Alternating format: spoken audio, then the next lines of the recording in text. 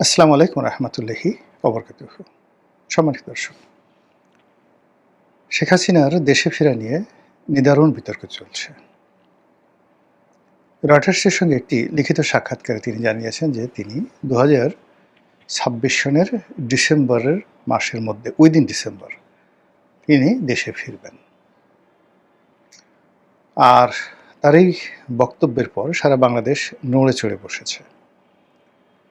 পক্ষ এবং বিপক্ষে নিদারুণ আলোচনা হচ্ছে। তার যারা সমর্থক তারা মনের আনন্দে বলার চেষ্টা করছে যে এটা না হলে কি বঙ্গবন্ধু কন্যা হওয়া যায় নাকি। এবার তিনি সত্যিকার অর্থে বীরের মতো একটি কাজ করবেন। শেখ হাসিনা যে পালায় না, শেখ হাসিনা যে পালিয়ে যায়নি, একটা বিশেষ মুহূর্তে বিশেষ পরিস্থিতিতে তাকে বিদেশে চলে যেতে বাধ্য করা হয়েছিল এবং ওই মুহূর্তে ওই পরিস্থিতিতে তার এটা ছাড়া কোনো বিকল্প ছিল না। এই জন্য তিনি গেছেন। আবার তিনি একেবারে বিরূপ অবস্থা, তিনি জানেন দেশে গেলে তাকে জেলে যেতে হবে, দেশে গেলে তাকে ফাঁসিতে চড়তে হবে, এমনকি তিনি মবের শিকার হয়ে মারা যেতে পারেন, এমনকি তাকে মেরে ফেলা হতে পারে, আরও অনেক কিছু। তারপরেও তিনি দেশে যা আসছেন, এই যে তার যে সাহস, দুর্নিবার সাহস, এটি জন্মগত। তার বাবার এই সাহস ছিল। পাকিস্তান শাসক গোষ্ঠীর বিরুদ্ধে তিনি তার জীবনের পুরোটা জীবন সংগ্রাম করেছেন। প্রায় ১৬টি বছর তিনি মানে সেই রাজনৈতিক জীবনে 1954 থেকে যদি 70 পর্যন্ত ধরেন ১৬টি বছর তিনি শুধু জেলেই কাটিয়েছেন। তো কাজেই জেল, জুলুম, হুলিয়া এই রক্তের যারা বাহক, এই বংশের যারা লোকজন, তাদের কাছে এটা কোনো বিষয় না।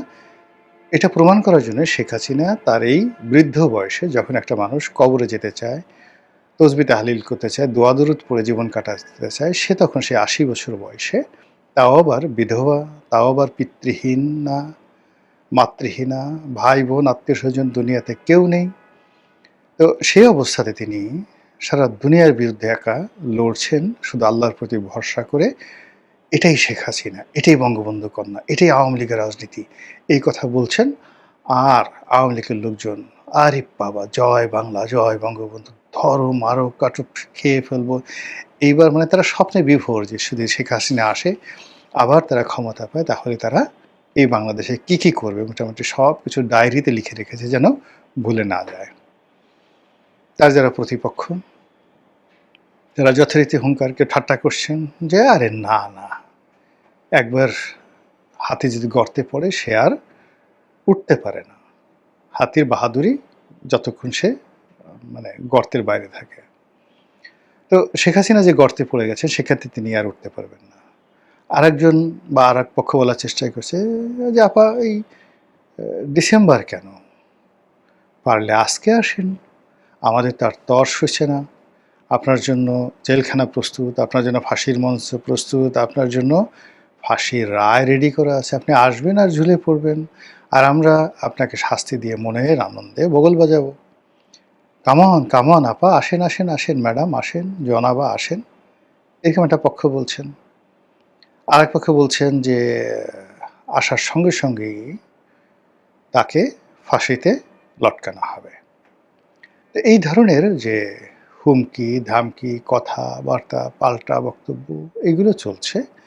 তার সঙ্গে সঙ্গে আবার খুব ইন্টেলেকচুয়াল লেভেলে যারা একটু বুদ্ধিশুদ্ধি রাখেন, তারা নানা রকম বিচার এবং বিশ্লেষণ করছেন যে এখন নয় কেন। মানে তিনি সেই জুলাই মাসে না এসে, আগস্টে না এসে, সেপ্টেম্বরে না এসে, এই দীর্ঘ সময় নিয়ে তিনি কেন ডিসেম্বর মাসে আসতে চাচ্ছেন, এবং এইটা নিয়ে তারা নানা রকম কারণও খুঁজে বের করেছে। প্রথমত হলো যে আপনি যখন কাউকে ভয় দেখাবেন, ১, ২, ৩, ধরলাম, ধরো, এ সমস্ত কথাবার্তা যখন বলবেন, তখন যে অ্যাকশনগুলো হবে, যে রিঅ্যাকশনগুলো হবে, এবং একটা সময় ভয় পেতে পেতে ভয় পেতে পেতে সে দুটো অবস্থা হবে, সে আর ভয় পাবে না। আর একটা হলো ভয় পেতে পেতে সে এতটা দুর্বল হয়ে যাবে যে যেখানে ভয়ের কারণ আছে সেখান থেকে সে মুখ ফিরিয়ে অন্যদিকে চলে যাবে। তো শেখ হাসিনা তিনি ভালো করে বুঝে গেছেন যে তার প্রতিপক্ষরা তাকে ভয় পায়, যমের মতো ভয় পায়, বাঘের মতো ভয় পায়। তিনি বুঝে গেছেন যে আদর করে, সোহাগ করে শাসন করা, এটার চাইতে ভয় দেখিয়ে শাসন করাটা সহজ, বেশি কষ্ট যায় না। যখন দেখা যাচ্ছে যে খুব সামাজিক অবস্থা নরম সরম, সেখানে সারা বাংলাদেশে শত শত হাজার হাজার মারামারি, খুনাখুনি, কাটাকাটি হতে থাকে। আর দেখা গেল যে কোনো একটা ভয়ের রাজত্বে একটা দুটো সেই গুম করা হলো, খুন করা হলো, সারা মানুষের মনে সেই শাসক দলের যারা লোকজন আছে তাদের সম্পর্কে ভীতি ছড়িয়ে পড়লো। তখন মানুষ নিজ নিজ কর্মে এত ব্যস্ত হয়ে যায় যে পারস্পরিক যে দ্বন্দ্ব সংঘাত সেটা করে যে হানাহানি, সেটার পরিমাণ কমে যায়। এবং আশ্চর্যের ব্যাপার হলো, যেমন ধরুন আপনি হিটলারের যে নাৎসি শাসন, মুসোলিনির সেই ফ্যাসিজম, ওখানে যত ক্ষয়ক্ষতি হয়েছে, খুনাখুনি হয়েছে, সেটা রাষ্ট্রীয় বাহিনীর হাতে। কিন্তু যেটিকে বলা হয় পাবলিক অ্যাঙ্গার, জনগণের মধ্যে বিশৃঙ্খলা, সেটা ওখানে নাই বললেই ছিল, মানে ছিল নাই বলতে গেলে। তো সেই দিক থেকে শেখ হাসিনা বুঝে গেছে যে কি করে এই বাঙালিকে ভয় দেখাতে হয় এবং ভয় দেখিয়ে কি করে জয় করা যায়। আর এর বাইরে হালাকু খান, চেঙ্গিস খান, এটা আমি আলাদা একটা ভিডিও করব আরও পরে। তারপরে তৈমুর লং, গিয়াসউদ্দিন বলবন, এরকম অনেক শাসক ছিলেন, মোহাম্মদ বিন তুগলক, আলাউদ্দিন খিলজি, মানে যাদের সামনে আমির উমরা তারা পর্যন্ত দাঁড়িয়ে প্রস্রাব করে দিতেন ভয়ে। আলাউদ্দিন খিলজি বা সুলতান গিয়াসউদ্দিনের বলবনের দিল্লির রাজদরবারে তিনি ধমক দিয়েছেন বা প্রশ্ন করেছেন, সঙ্গে সঙ্গে অনেক আমির উমরা, সেনাপতি প্রস্রাব করে কাপড় চোপড় নষ্ট করে ফেলেছে। এরকম ঘটনা বহু ঘটেছে। তো বুঝেন যে কিভাবে, মানে তিনি যেখানে যেতেন সেখানে তার নিষ্ঠুরতা এমন পর্যায়ে যেত যে তার সাথে যুদ্ধ করার সাহস কেউ হতো না। তো সেক্ষেত্রে শেখ হাসিনা যে দৃষ্টান্ত স্থাপন করেছেন বাংলাদেশে, যে ভয়ের রাজত্ব কায়েম করেছেন বা করেছিলেন, তার প্রেক্ষিতে সবাই যেটা চিন্তা করছে যে আওয়ামী লীগ যদি বাংলাদেশে আসে, শেখ হাসিনা যদি ফিরে আসে, তাহলে পিঠের চামড়া থাকবে না, শরীরের অন্ডকোষ থাকবে না, কারো ঘরে বউ থাকবে না, কারো ঘরে কন্যা থাকবে না, কারো ব্যাংকে টাকা থাকবে না, কারো দোকানপাটে মাল সামানা থাকবে না। একেবারে গনিমতের মাল হিসেবে ধরো, মারো, কাটো, যা ইচ্ছে তাই করো, এরকম 7 দিন শেখ হাসিনা হুকুম দেবেন।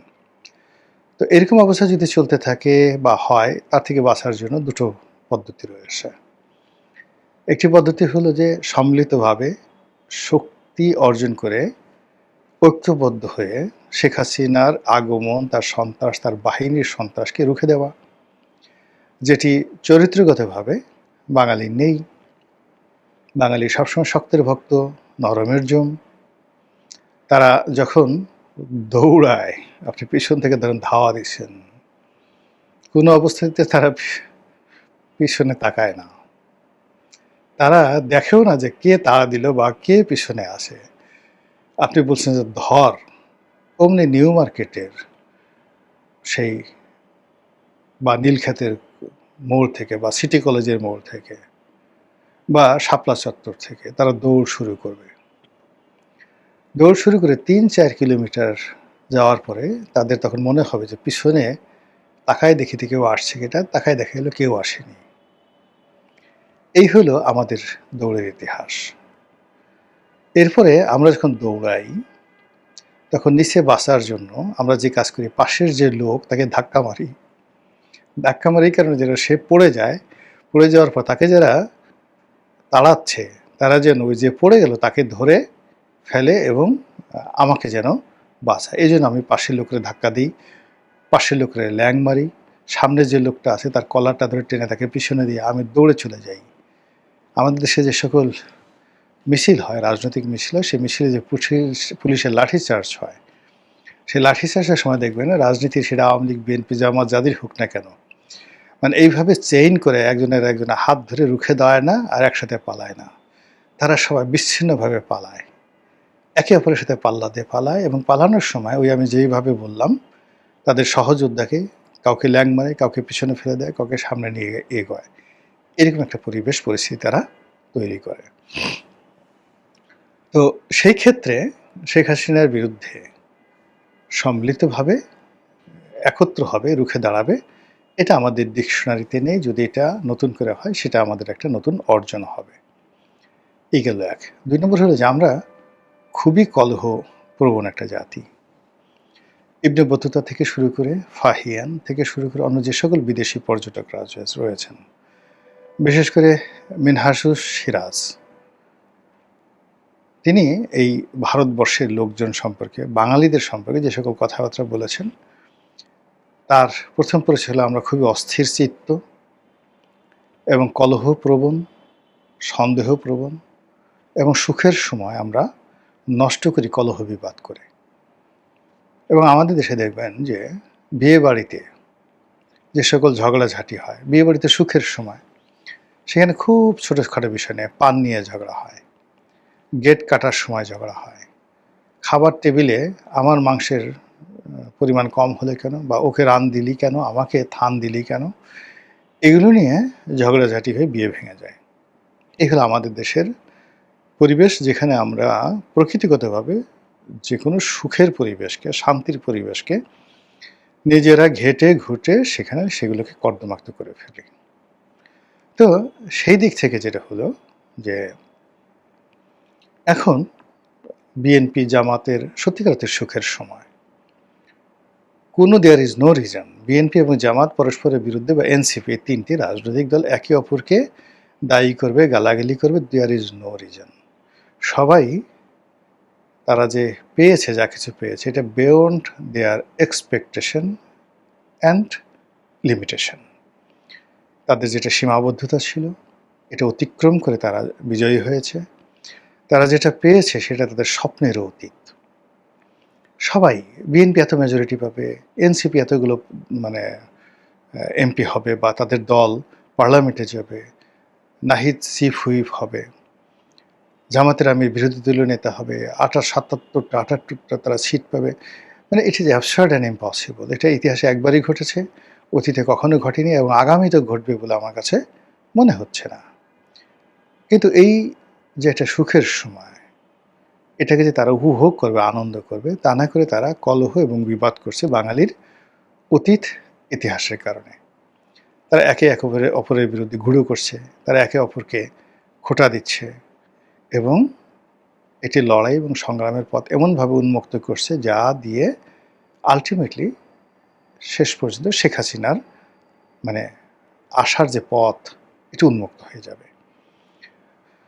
তো সেই ক্ষেত্রে শেখ হাসিনা এই যে জানে যে কলহবিবাদ জাতি, ফলে সে এই জুলাই মাস থেকে একদম নভেম্বর মাস পর্যন্ত বিভিন্ন রকম নাটক করে, সিনেমা করে, থিয়েটার করে, আতশবাজি করে, নেচে গেয়ে, হাসিতে কান্নাতে বিভিন্নভাবে সে এই রাজনীতির যে বন্ধন বর্তমানে বাংলাদেশে আছে এটাকে ছিন্ন করে দেবে। একবার ভয় দেখাবে, একবার প্রেম দেবে, একবার ফুল দেবে, একবার আলোচনা করবে, একবার এটা করবে, এটা করবে। মানে এগুলো করে জাস্ট একটা, আমরা যে রাবার আছে, রাবারের যে এলাস্টিসিটি যেটাকে বলা হয়, এটা যদি আপনি বারবার টানেন না, তখন আর ওটার এলাস্টিসিটি থাকে না। রাজনীতিরও এরকম একটা এলাস্টিসিটি থাকে। সেই এলাস্টিসিটিটা এখন শেখ হাসিনা এবং ভারত সম্মিলিতভাবে ভেঙে দিতে চাচ্ছে। ভেঙে দিয়ে যে সামনে যে সময়গুলো পাবে, এই সময়ের মধ্যে প্রত্যেকটি রাজনৈতিক দল তার শক্তি খুইয়ে ফেলবে। প্রতিটি রাজনৈতিক দল ভীত সন্ত্রস্ত হয়ে পড়বে এবং যারা রাষ্ট্র ক্ষমতা আছে তাদের ব্যর্থতার পরিমাণ বাড়তে থাকবে এবং ধীরে ধীরে তারা আশাহত হতে থাকবে। এই গেল এক। ২ নম্বর হলো যে ডিসেম্বর মাসটি আওয়ামী লীগের জন্য বরকতময়। ডিসেম্বর মাসটি আওয়ামী লীগের জন্য বিজয়ের মাস, জাতির জন্য বিজয়ের মাস, এবং এটি আওয়ামী লীগের যারা প্রতিপক্ষ তাদের জন্য খুবই সেন্সিটিভ, অবমাননাকর, অনেকটা আবর্জনা খাওয়ার মতো। ডাস্টবিন থেকে তুলে তুলে আপনি যখন খাবেন নিজে, ওইরকম যে একটা বিশ্রী, তেমনি ডিসেম্বর মাসটা আমাদের বাংলাদেশের অনেক ক্ষমতাধর লোকজন, তাদের কাছে ওইরকম যারা ওই মাসে তারা নিজেদের আবর্জনা নিজেরা খেতে বাধ্য হন। ঠিক সেই ডিসেম্বরে এবং বিশেষ করে ১৬ই ডিসেম্বর বিজয়ের দিনে যদি শেখ হাসিনা আসেন বা আসার ভয় দেখান বা পরিস্থিতির সৃষ্টি করেন, তাহলে তার যে প্রতিপক্ষ, সেই প্রতিপক্ষরা তারা মুখ তুলে কথা বলতে অন্য সময় হলে যেভাবে তারা গাল ফুলিয়ে কথা বলতে পারে, ডিসেম্বর মাসে তাদের কণ্ঠ আস্তে চুপ হয়ে যায়। এরপর আরও কিছু ঘটনা ঘটে। মানুষের মধ্যে একটা বিজয়ের আনন্দ থাকে। প্রত্যেকটা মানুষের মধ্যে একটা উদ্দীপনা থাকে।